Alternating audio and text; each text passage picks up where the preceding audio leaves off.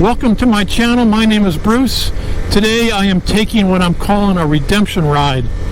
Why a redemption? Well, about a couple months ago I tried to get to a remote cattleman's and sheep herder's cabin up on the border of Oregon and California called the Donomore cabin.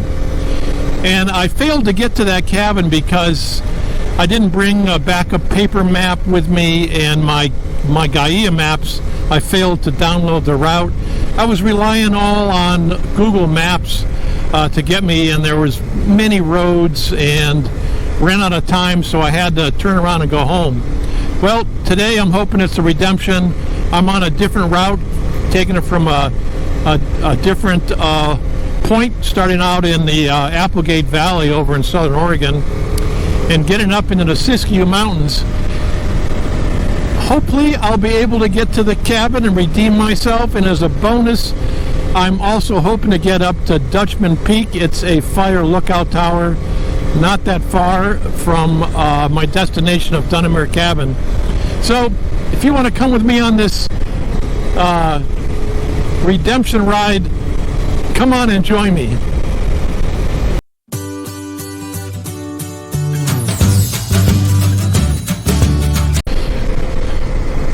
Most of my ride is going to be on this gravelly, washboardy forest road. If you if you live in the area and are wondering what the road is, it's Forest Road 20, bouncing all over. It connects Applegate Lake with up to Mount Ashland. Most of the road is pretty good. I've ridden it before. There are a couple of sections that are very tricky, a little bit dangerous, about the halfway point between where I'm at and Mount Ashland. But this will take me up close to Dutchman Peak. I'll have to take another side road though to get over to the Donomore cabins. And I don't know what that road's going to be like. I guess I'll find out.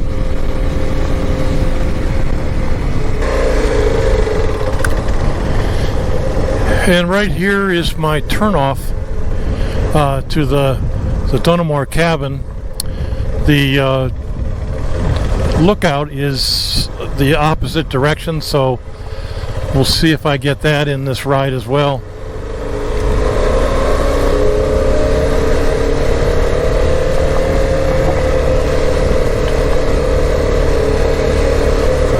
And I'm not sure about this road. I've never been on it. The Highway 20 road I've been on before. This is not a main road. It just, I think it eventually dead ends somewhere just over the border into California. Hopefully it's going to be rideable like it is right now. Not too bad.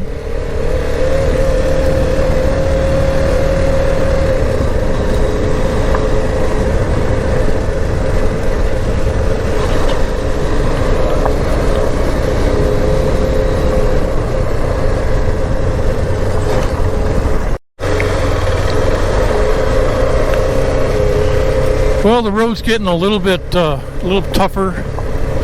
It's got some ruts in it, rocks and gravel and branches, other things I need to look out for.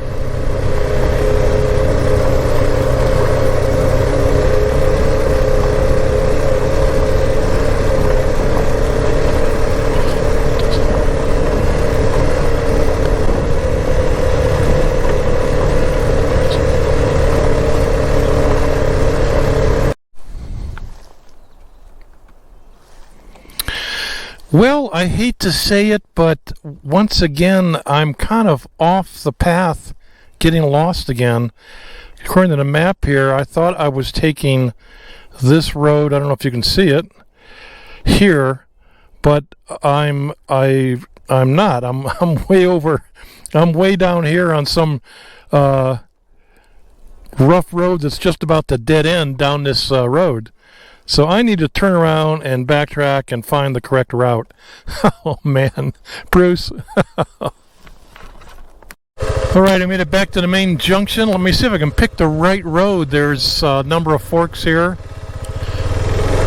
Highway 20 is straight ahead. I think it might be this one. This time I'm going to pay attention to the map though.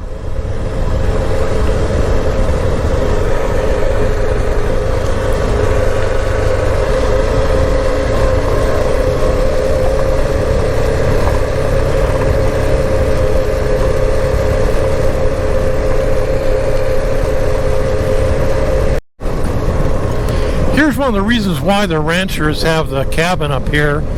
I guess the cabin was built in 1935, and as you see, there are meadows all around, and they would graze the cattle, maybe sheep, here in the summer, and stay in the cabin until they herded them up in the fall and sent them off to market, I guess.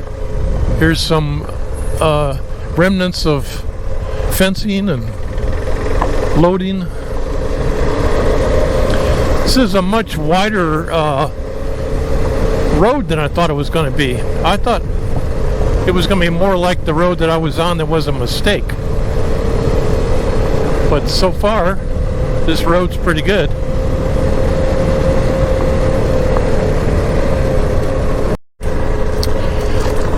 I'm in California now. I didn't see the sign that said leaving Oregon, welcome to California. There might not be one on these remote dirt roads. I'll check it on my way out though. But I am getting close. There's a few road options. I'm not sure which one's the best, but so far this option I picked looks okay. It's a little rough, but doable.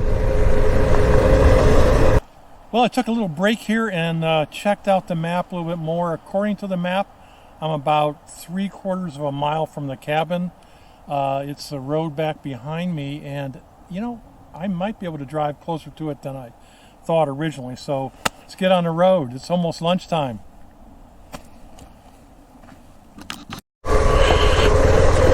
Well, there's a lot of roads and spurs.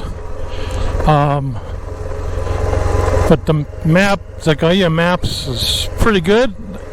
I'm glad I brought it with me this time. That's one of the big reasons why I failed to make this trip successful on my last ride.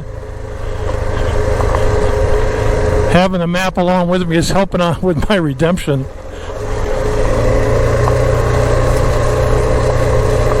Here is the meadows that is also called Donomore Meadows. So the cabin, which I can see it now, it's right up on top of the hill. Just take this road up to it. It doesn't look like I'm going to need to hike hardly at all. Wow.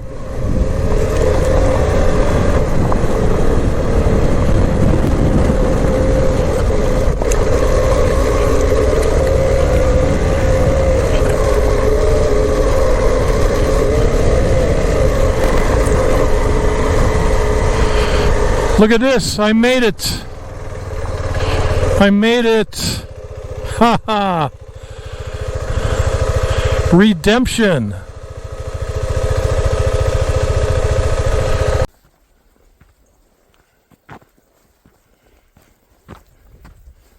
Let's take a look at the cabin.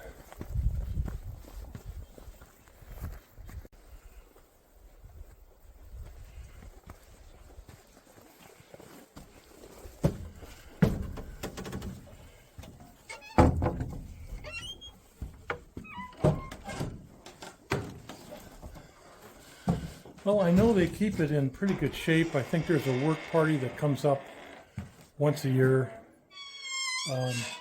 fixes it up, leaves things. Like you see, it's got chairs, there's cots, there's an upstairs bunk, and more chairs here, table.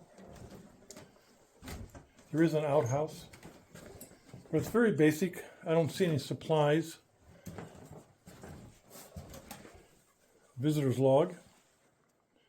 I'll check that out. Well, looking at the log, all this is just within the last 2 years, 2024 and 2025.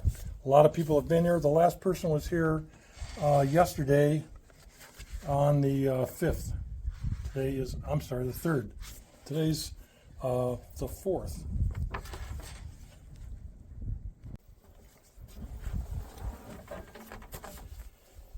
In the Donomore meadows, a cabin was built by a Frenchman named Donomore in 1855.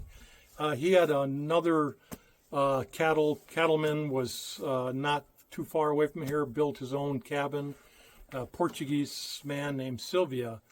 And the two of them, when they were working on the original cabin, got into, I guess, a bad way with some of the Native Americans in this area, and the story has it that the Native Americans killed both Donomore and Sylvia in that summer of 1855. Many years later, in about 1935, is when this cabin was built, and records show it's by the Oppenheimer family, who still is in the area, and they come up a few times a year and do some maintenance on this cabin. Cabin sits on Forest Service land, but I'm not sure if it's really historic cabin. I've been reading a little bit about it, and there's no indication that it's on a historic record, but the family still does maintain it. It gets used quite a bit by PCT, Pacific Crest Trail through hikers. I saw the logbook, and there was hundreds of signatures just from this year. The last hiker came through yesterday, so it's still being used. And there's a really great view from the front porch of the cabin that looks down over the meadows. I can hear cows, cattle, I should say. They're not milking cows. Down there, they have some bells on them, so I can hear them ringing. So cattle is still grazed in this area. It's been going on for at least 175 years.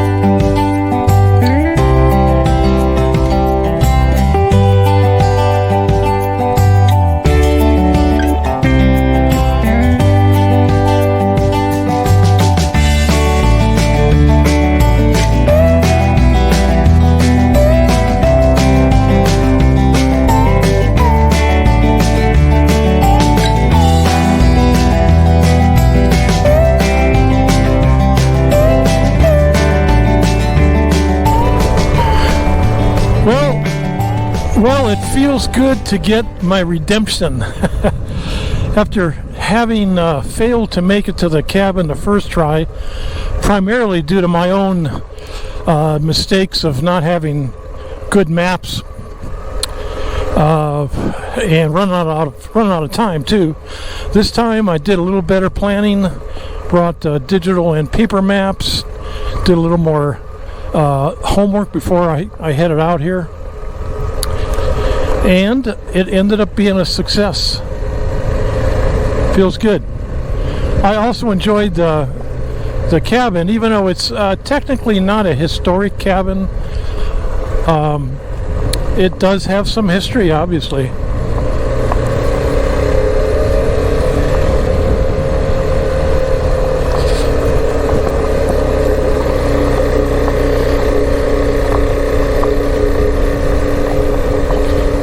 Well, I'm going to wind my way back on the same roads I came in, with the exception of the road I went down by mistake.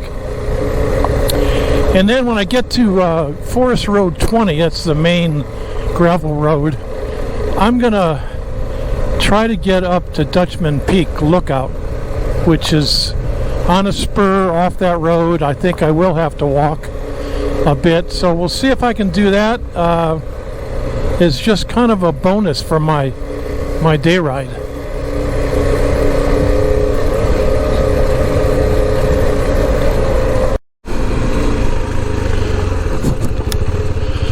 you doing?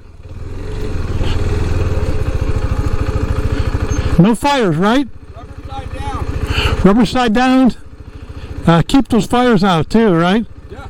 And Bird's out looking around. just out looking around. Yep. It's a little hazy out, but Yep. Nice bike. thanks. Having fun. I went up to the cabin. You know the cabin over here? Yeah, I know. I know. Yeah, you'll get your chance. I'm going. You too.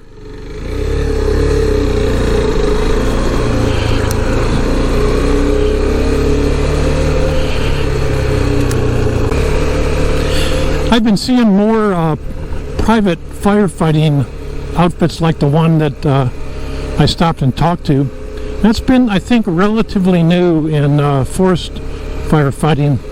I was a forest firefighter way back in the day, and it was all done by employees of the U.S. Forest Service, and now they're contracting a lot of that work out. The other thing that I've noticed is they're getting these fires out really quickly now, and I think that's because they have these private firefighters, and they're assigned sort of a certain zone where they're supposed to patrol in, and they get to those lightning fires especially fairly quickly, keep them small. I think it was a good choice to go that route, because there was a number of years where we had monstrous fires just because they didn't get them on time.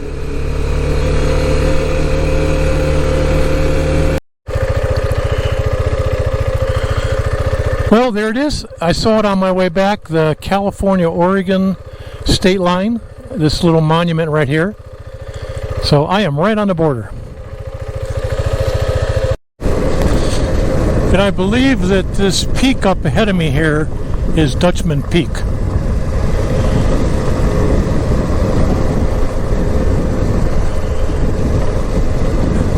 Which is where I'm headed. I made it back up to the Forest Road 20. Let's continue up.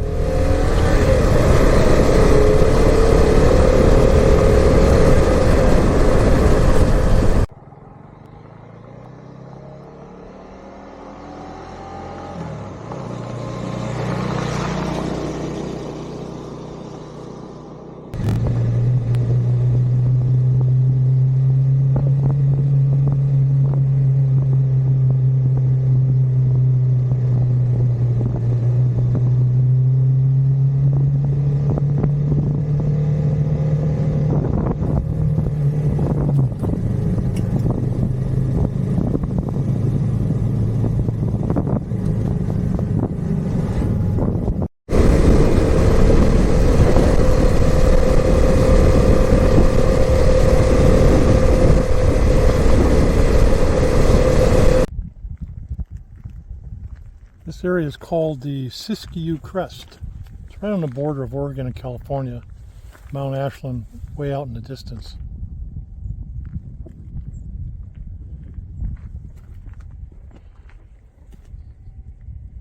Well, there's Dutchman Peak way out there, the lookout tower on top of it.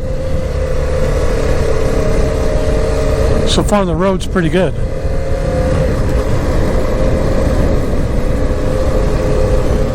But it looks like it's going to get quite a bit steeper. I decided to park the motorcycle. There's two other vehicles here because the road starts to get real steep. Might not show up that well on this video, but I don't know this road and I don't want to get to a spot where I can't really turn around or put the kickstand down. So I'll see if I can walk it. Well, I wouldn't have made it very far anyhow. There's a gate here. It says, welcome to Dutchman Peak Fire Lookout. Visiting hours are 8 a.m. to 6 p.m. when the flag is flying. Well, a bit out of breath, but I see it up here. It's still a little ways away. Well, I'm out of breath, so I'm going to take my breath for a few seconds here, but it looks like the lookout is open. There's a flag flying. So soon as I catch my breath, I'll go up there and see who's there.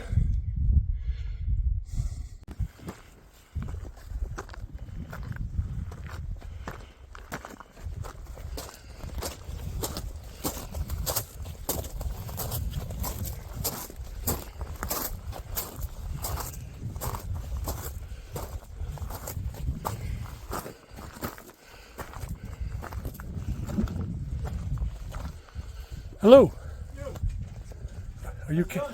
Are you Kevin? Yeah. Pretty good.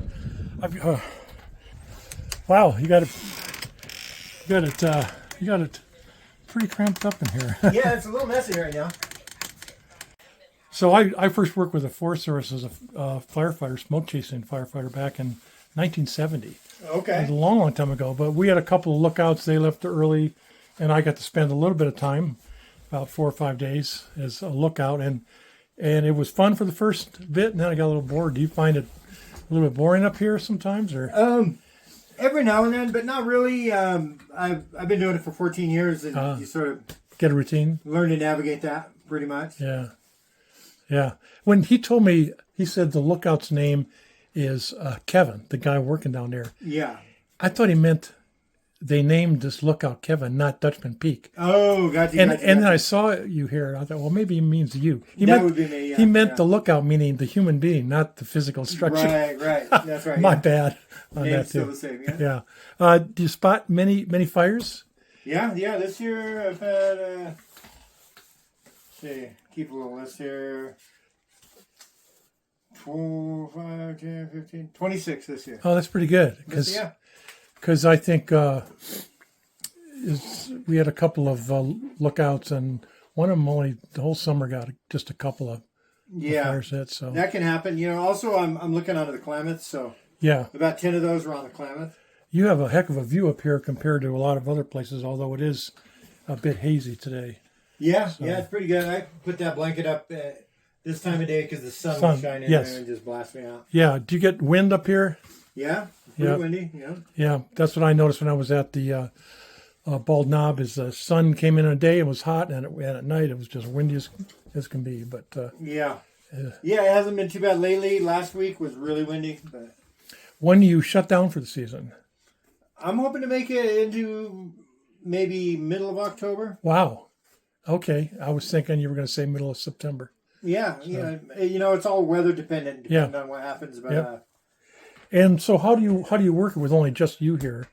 How do you cover all that 24 hours in a day? Well, I'm working 12 hours a day, but I'm here anyway. You know what I mean? So really I'm here for 24. Okay, they get a little freebie time. Yeah, they get some free time. Definitely. Yeah, the lookouts we had in Idaho when I was there was a husband and wife, so they'd employ him usually full time, 40 hours. Where was that at? I used to work in Idaho. It was on the St. Joe National Forest, which is now the Panhandle. Okay. Yeah. So, is this on the Rogue River Siskiyou National Forest? Yes. It is. Okay. Yeah. We're right on the border of California too. Yeah, California's just right over that mountain right there. Yeah. So we're pretty close. Yep.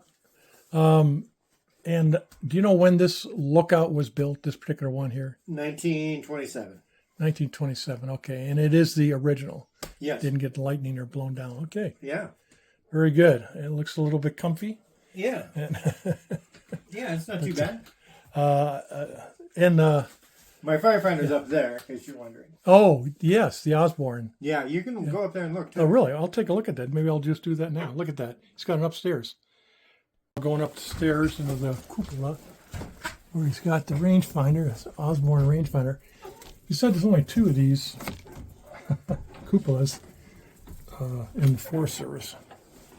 Wow, this is pretty interesting up here. Oh, there's the view. Look at that. Wow, and here it is. That rangefinder has been around at least since I was a firefighter back in 1970. Technology hasn't changed for that. 1910. 1910, he just told me. Thanks, Kevin. Look at that view. It works. It was clear. It'd be an awesome view.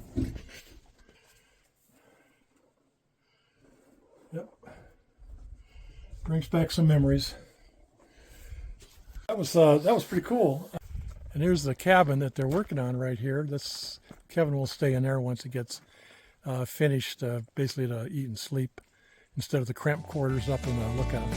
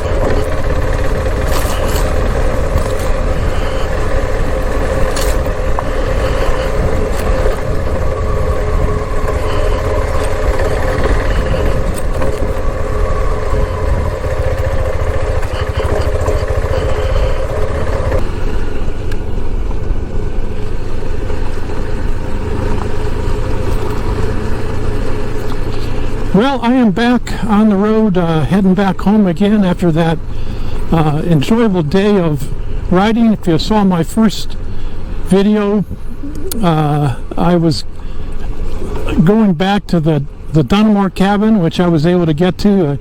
I had tried it about a month ago and didn't make it. And then as an extra bonus, I got to go up to Dutchman Peak Lookout and actually talk to the on-duty lookout. Of course, that was pretty special because I've worked as a firefighter and been on a lookout myself, both getting paid and for fun. If you want to see if you haven't already seen it, I spent a night up in the Bald Knob Lookout Tower along the Rogue River. I'll put a link for that right here. I hope you enjoyed the video, and if you did, please give me a thumbs up. Think about subscribing, and I'll see you next time on one of my senior moments.